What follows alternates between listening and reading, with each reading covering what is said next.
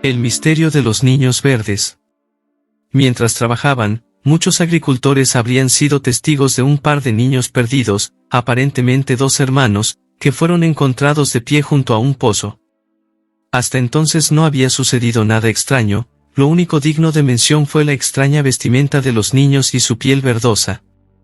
Fue precisamente por su color de piel que algunos de los lugareños estaban allí para saber, o al menos entender, por qué estos niños estaban perdidos, de dónde venían, cosas comunes de ser cuestionadas. Los niños se expresaban en una especie de dialecto desconocido para todos en el pueblo, comenzaron a sentirse mal y ambos se desmayaron. Los campesinos pronto decidieron llevar a estos misteriosos niños a la casa del propietario de las tierras, Sir Richard de Calne. Algún tiempo después los niños comenzaron a mostrar signos de desesperación, lloraban y se rehusaban a comer los alimentos que la gente les ofrecía. Pasó el tiempo y pronto se descubrió que los niños mostraron interés en las alubias verdes hasta que comenzaron a alimentarse de estas plantas que los aldeanos les enseñaron a abrir y extraer. Después de un tiempo pasaron a aceptar otras cosas. Pasó el tiempo, y el niño enfermó y murió poco después por razones desconocidas. La niña, sin embargo, vivió y luego se adaptó al lugar hasta ser bautizada. Con el tiempo su piel había eliminado por completo el tono verde, ella creció, aprendió inglés y se casó con un hombre de la aldea vecina. Al cabo de unos años se quedó viuda y se especula que después se volvió a casar con un embajador. Pero siempre que le preguntaban por su pasado, y de dónde habían venido, sus respuestas dejaban a los campesinos aún más intrigados. Ella decía que había venido de una tierra sin sol, en perpetuo crepúsculo, pero que no sabía exactamente dónde se encontraba. La otra tierra que ella llamaba Lúmenes, era atravesada por un río que separaba a los mundos. En cuanto a las preguntas sobre su pasado solo era capaz de recordar un par de cosas. Que ella y el niño eran hermanos y que habían venido de tierra de San Martín, donde el crepúsculo era eterno y todos tenían la piel verde. Lo que nadie tampoco entendía era cómo estos niños habían salido del pozo donde fueron encontrados. La niña dijo que ella y su hermano estaban en busca del rebaño de su padre, hasta que pasaron por una cueva muy oscura de la que escuchaban el sonido de las campanas. Al llegar allí fueron cegados por el resplandor de la luz, que junto con la temperatura los dejó muy cansados. Esta historia tiene su fuente original en William Newburgh y Ralph Coesal, cronistas del siglo XII. Diversas teorías han surgido para tratar de explicar el misterio de estos niños. Echa un vistazo a algunas de ellas. La teoría más famosa fue la que siguió a la leyenda de los niños en el bosque, que fue publicada en 1595. La historia hablaba de un conde que era el tío de dos niños, y con el fin de heredar su dinero contrató a asesinos para llevarlos al bosque y matarlos, pero los asesinos no pudieron atraparlos pues los niños escaparon y se refugiaron en el bosque. Para muchas personas, incluyendo a Duncan Lannan, un astrónomo escocés, los niños eran seres de otro planeta. Otros creen que esto podría ser un caso de la Tierra hueca, donde los habitantes del interior habrían caído aquí, algo que se asemejaba a la escena del conejo y Alicia en la película Alicia en el País de las Maravillas. Relatos de viajeros visitando lugares que jamás existieron. Existe una clase selecta de viajeros que ama encontrar y explorar sitios espeluznantes, aunque rara vez esperan que estos lugares desaparezcan completamente del mapa sin explicación alguna. Existen relatos de personas que vieron pueblos, moteles o restaurantes a orilla de la carretera, solo para descubrir en el viaje de regreso que ya no existían. Muchas de estas historias podrían tener explicaciones completamente racionales, pero la esencia de las mismas es que nunca sabremos lo que sucedió exactamente a estas pequeñas ubicaciones en medio de la nada. Tras escuchar estos relatos, probablemente te asegurarás de que tu auto esté bien cerrado la próxima vez que salgas de excursión. El baile más espeluznante. Estaba mudándome a través de Texas y como acostumbro, manejaba por la noche para evitar el tráfico. Iba acompañado de mi esposa, ahora ex, y el auto se quedaba sin combustible. Afortunadamente, estábamos cerca de una pequeña ciudad sin nombre y en la próxima curva observamos una vieja estación de servicios. Esto habría sucedido aproximadamente a las 2 de la madrugada. Me dirigí a la tienda para pagar la gasolina antes de usar la bomba. En el establecimiento solo había una luz encendida, y la iluminación adentro era ligeramente superior a la que proporcionaba la luna afuera. Al entrar, me encontré con el lugar completamente vacío. No había clientes, ni trabajadores, nada. Sin embargo, escuchaba una extraña melodía proveniente de una radio que no pude ubicar. Una pieza de piano muy alegre sonaba en algún lugar a la vuelta de la esquina, y al acercarme a la fuente escuché el sonido de alguien que bailaba. Aquel extraño lugar me hizo sentir un miedo extraño, no del tipo que te horroriza y te hace querer huir, pero tenía los pelos de punta, aunque no podía comprenderlo, sabía que algo andaba muy mal allí. Al doblar la esquina, me topé con un joven parado frente a una radio enorme, estaba bailando. Sin embargo, su baile me resultaba extremadamente desagradable y no coincidía de ninguna forma con el ritmo de la música. Aunque en la radio se escuchaba algo parecido a un ragtime, este sujeto pasaba sus manos por todo el cuerpo, y aunque tenía los ojos cerrados parecía muy feliz haciendo aquel baile. Su danza era mucho más pausada que la música y definitivamente no seguía el ritmo. Por alguna extraña razón me quedé sin voz. Estaba paralizado en un trance mientras cada parte de mí anhelaba gritar y salir inmediatamente de ese lugar. Finalmente, me repuse y le dije, disculpa, necesito un poco de gasolina. El joven continuó con su baile. Lo repetí un poco más fuerte, y finalmente se detuvo para abrir los ojos y centrarse en mí. Sin embargo, era como si pudiera ver a través de mí.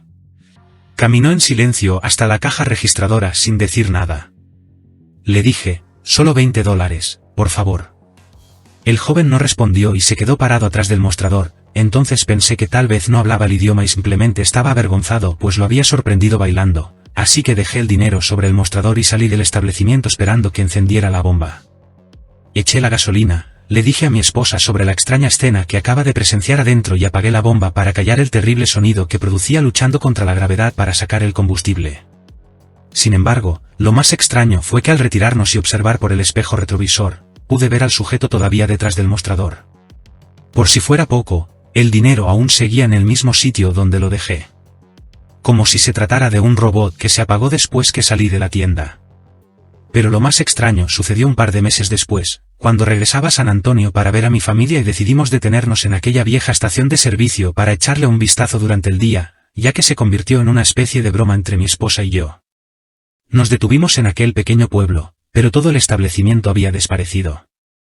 El lote donde se ubicaba en la curva ni siquiera existía. Todo estaba cubierto de hierba. No había escombros, iluminación o la vieja bomba. Fue como si alguien tomara la estación completa y se la hubiera llevado. Aparentemente, en aquel lugar no había existido nada durante años. Todavía me produce escalofríos pensar en esto. El restaurante perdido en el tiempo. Cuando era joven, me convertí en un chico insoportable. Para lidiar con este comportamiento mis padres, dos narcisistas, tomaron la decisión de enviarme a trabajar a un gran rancho ganadero en una remota región de Arizona. Como era un jinete ecuestre en aquella época, en realidad la ganadería no era un área tan ajena a mis aptitudes. Durante los recorridos de ganado es común toparse con casas, campamentos e incluso ciudades en el medio de la nada. Todos estos hallazgos son dignos de contarse bajo una fogata, pero hubo uno en particular que jamás podré olvidar. Hacíamos un recorrido de ganado muy extenso, y si mal no recuerdo habíamos pasado alrededor de 3 semanas en el desierto cuando nos topamos con este lugar en medio de un cañón, un sitio ideal para una postal. Se trataba de un restaurante con un diseño antiguo, repleto de detalles cromados al más puro estilo de la costa este. Hacía tiempo que no comíamos nada sustancial, y el líder del recorrido me prometió un batido de leche con motivo de mi cumpleaños.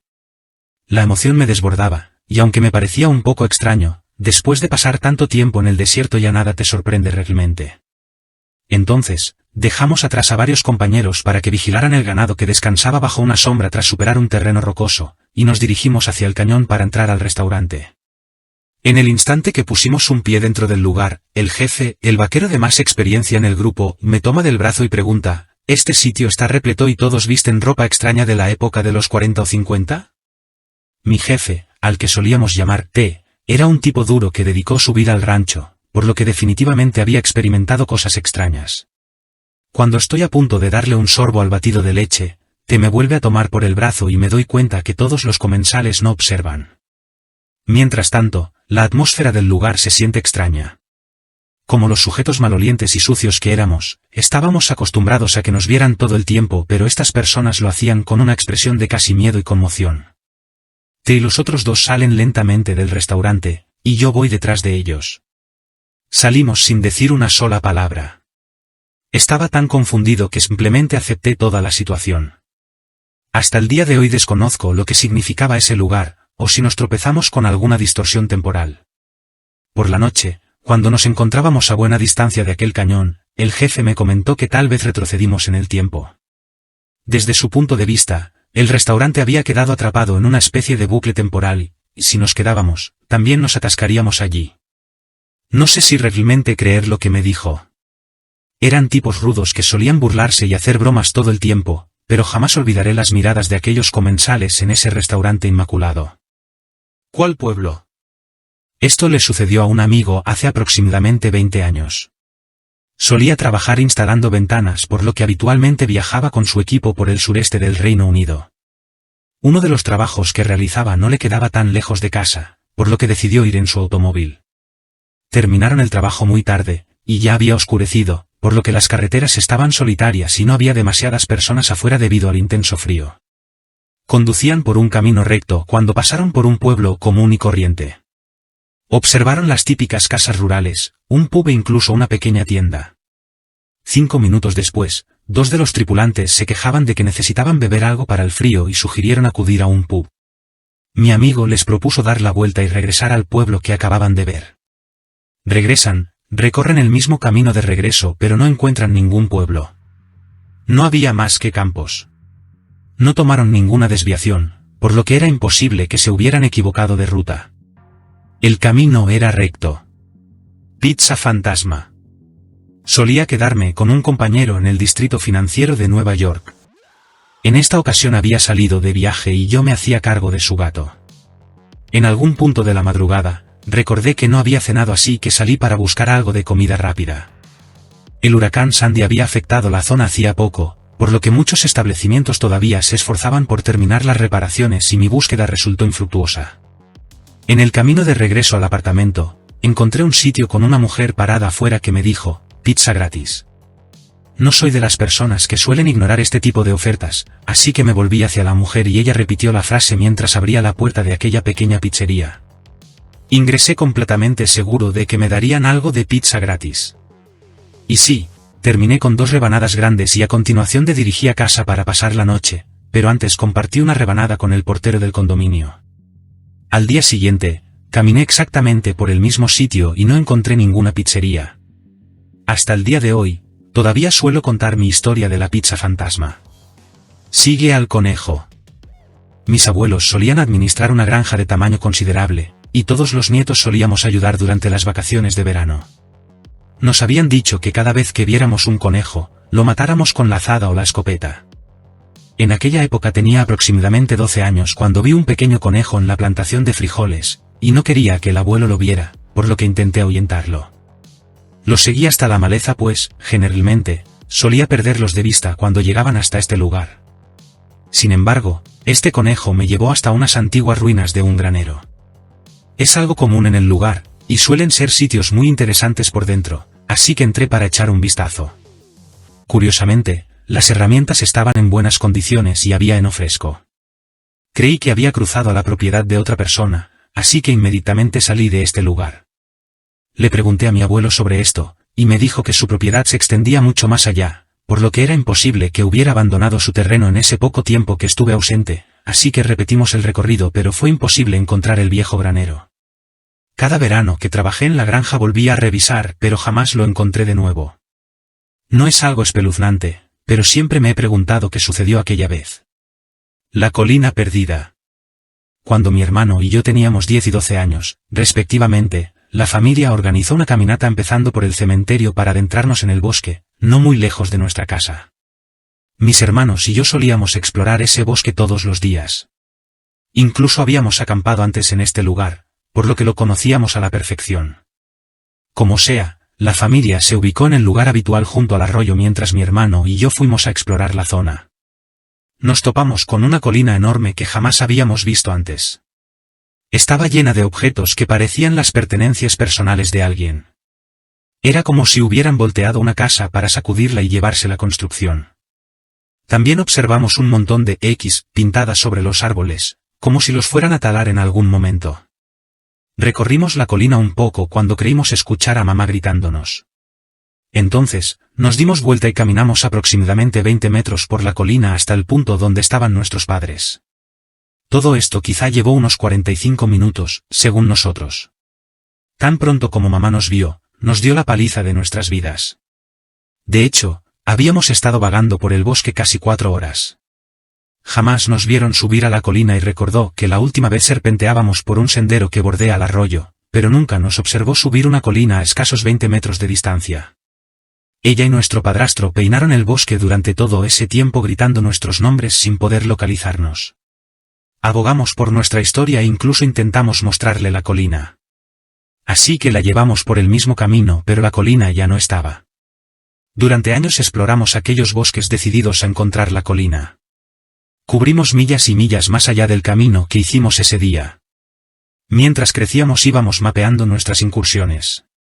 Hasta la fecha, la colina sigue sin aparecer. Jamás la volvimos a encontrar. Tampoco localizamos los extraños muebles, la ropa y los otros artículos del hogar que se encontraban dispersos sobre la colina. Probablemente terminamos alejándonos mucho más de lo que pretendíamos, pero siempre me pareció extraño que nunca pudiéramos volver a ese lugar. Mi novia no es ni la mitad de la mujer que solía ser. No tengo el más mínimo pudor al afirmar que mi novia es una de las chicas más afortunadas del mundo. Discúlpame por eso. Como iba diciendo, probablemente mi novia es una de las chicas más afortunadas de este planeta. Se sacó el premio mayor el día que me conoció. Y es que soy todo un partido, un partidazo diría yo. ¿Crees que estoy exagerando? Repasemos mis atractivos. Una eminencia como neurocirujano que conduce un Mercedes plateado y vacaciona en la Riviera Francesa 6 veces al año. ¿Ya mencioné que tengo una cuenta de 8 dígitos en dólares estadounidenses? Ahora puedes imaginarte mi reacción cuando Margot me dijo que se iría. Lo siento. Por favor, ignora eso. Ahora puedes imaginar mi sorpresa cuando Margot dijo que se iba de mi lado. Y más que nada por mi investigación. Verás, hace unos 6 años un hombre vestido con un traje elegantísimo me buscó para hacerme una propuesta. Necesitaban un cirujano de clase mundial para llevar a cabo cirugías experimentales complejísimas. Te hablo de operaciones que no verás en la literatura médica al menos hasta dentro de 3 décadas. Trasplantes de cabezas o separación de siameses, por mencionarte algunos ejemplos. Y eso solo era el principio. ¿Cada una de esas intervenciones resultó exitosa? Claro que no. Ni de cerca. Pero ese es el costo del progreso. Desafortunadamente, Margot no está de acuerdo con mi forma de ver las cosas. Aquella mañana que tropezó con mis notas de caso quedó horrorizada. Aguarda, ok. Listo. Y el experimento con menores terminó por desquiciarla. ¿Los padres dieron el consentimiento?, preguntó ella. Hice una breve pausa y respondí con sinceridad, sabes, nunca les pregunté. Creyó que dejarme era tan fácil como sacarse el anillo, subirse al auto y conducir hacia una nueva vida. Tan informal como lo puedas imaginar. Al diablo con eso. A mí nadie me abandona. Tomé las llaves del Mercedes y fui tras ella en medio de un aguacero. Le di alcance en la autopista, y como se negó a detenerse, la empujé fuera del camino. El auto se estrelló contra una cuneta, el impacto la arrojó directamente contra el tablero y finalmente se volcó. Sus piernas quedaron prensadas bajo el capó. De la cintura para abajo parecía una tortilla. Ningún médico en este planeta consideraría siquiera la posibilidad de que esa mujer saliera con vida. Excepto yo, por supuesto. Con nada más que un cinturón detuve el sangrado, la liberé del auto y la trasladé a toda prisa a mi laboratorio. En cuanto llegamos puse manos a la obra. Maldita sea. Les juro que esta es la última vez. Incluso con unos tragos de whisky y un montón de drogas encima, la operación no fue nada agradable. Tuve que conectar el sistema circulatorio de Margot con el mío. Después, unir nuestros intestinos y estómago. Como soy diestro, adjunté la parte inferior de su torso a la izquierda de mi cadera. Y me llena de orgullo decir que, tras un procedimiento exhaustivo de más de 20 horas, sobrevivió. Obviamente es un cambio dramático, y todavía se está adaptando a nuestro nuevo cuerpo. Está un poco conmocionada por los resultados, por lo que no deja de estirarse para aplastar el maldito teclado. Además, no deja de gritar como un perro en apuros. Aunque ya lo entenderá. Lo que importa es que sigue siendo una de las mujeres más afortunadas de este mundo. Porque ahora, ella pasará cada momento de su existencia a mi lado.